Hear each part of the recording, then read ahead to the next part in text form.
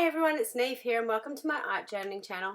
Today we're going to be doing some funky magazine collages which is sort of inspired by the artwork of Teesha Moore and Di Reevely from Dilutions. So I've got this use it up page in my large Dilutions journal which has been sort of hanging around for a little while that I wanted to decorate. So I'm just going in with some of these new Tim Holtz stencils and just putting some different patterns in the background.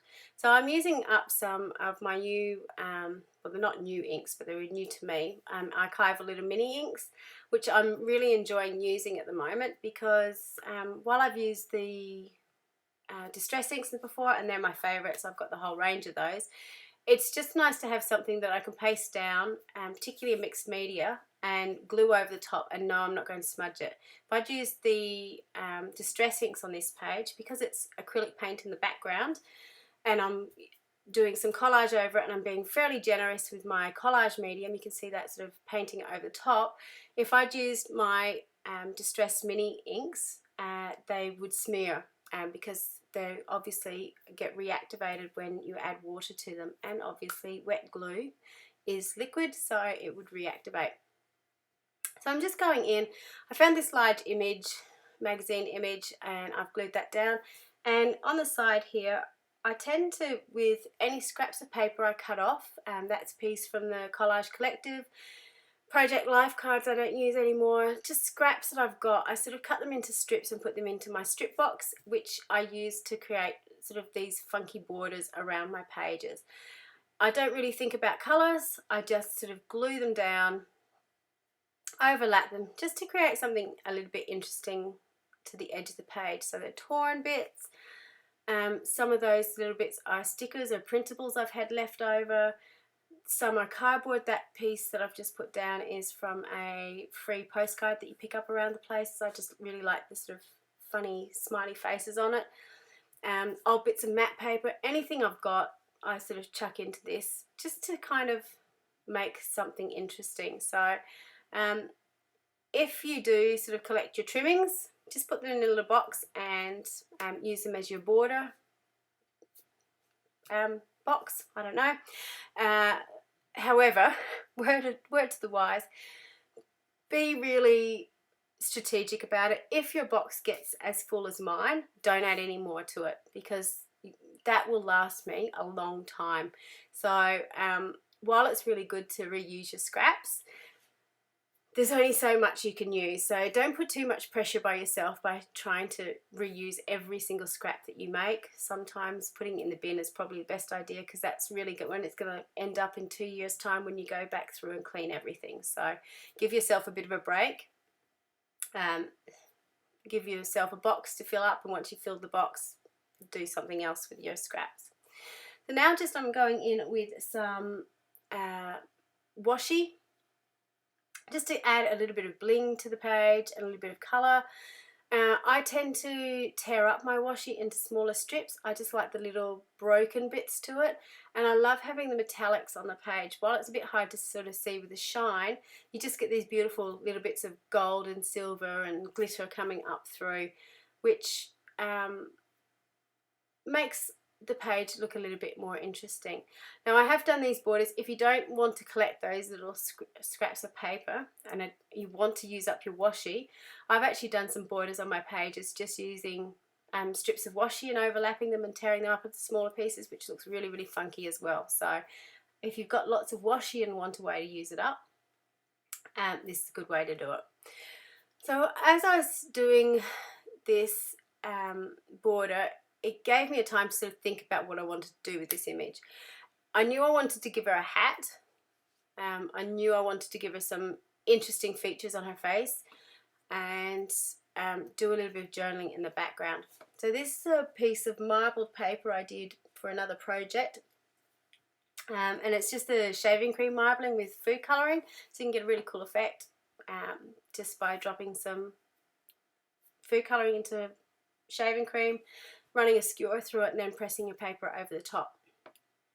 Now I'm going through a magazine and looking for some larger images of lips and eyes that I can sort of readjust her face.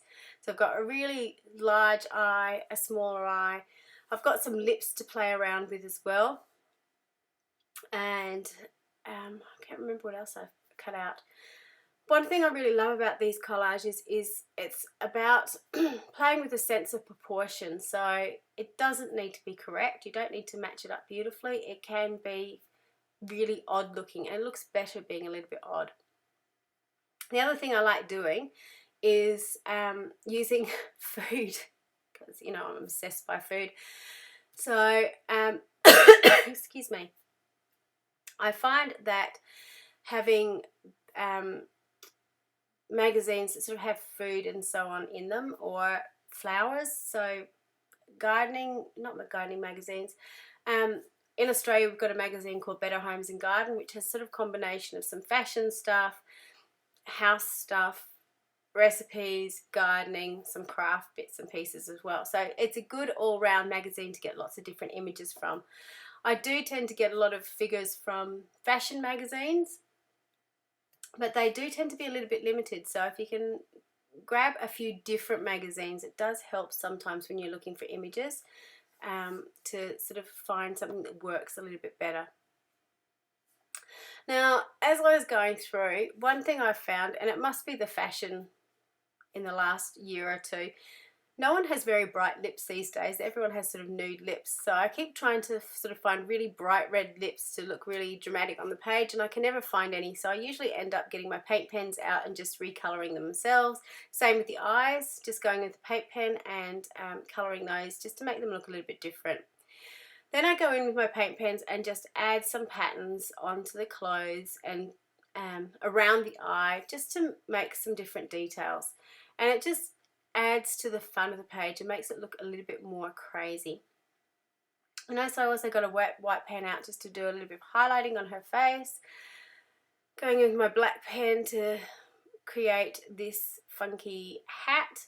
One of the things that, particularly from Teesha Moore's artwork, and Dilutions does this as well, lots of black and white stripes, or black stripes on things.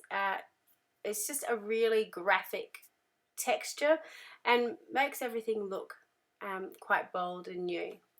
Now I'm going in with my clothes and just putting in some white dots. So this is a really fun technique to do when you've got a little bit of time to play, because you don't really need to think about it. It's not like you're drawing out face or anything. You're just going over the top and having fun and having a bit of a play. And the weirder it is, the more fun it is. So again, because I'm going around, instead of having a black, because I thought that would be a little bit too harsh on her face, I'm going around with the purple pen just to add some definition to her hand and so on. You do need to be a little bit aware with the paint pens. While they dry fairly quickly, they can smudge if you put your hand straight over them, which is what I did on this page. So just having a little bit of smudge paper there that you can lie over the top, or just, you know, be patient and not try to do everything at once. But I don't do that. I just go straight in with it. So these are the quotes that I decided for the page. These are from the Art by Marlene sticker book. And it was push your boundaries, be weird. And there's another one that I can't remember what the words are. Hopefully it'll come up soon. No, I'm busy fussing around it. Be you. That's it. So just using the different quotes, which I really liked from that page. I think I get my pen out. I do. These are the new finishing pens from Jane Davenport, so they've got quite fine. And I'm going to do some journaling about being weird and being arty and just being me in the background. So you can see me putting my hand on my head while I'm thinking, you know, great look there. But it's what I do when I journal.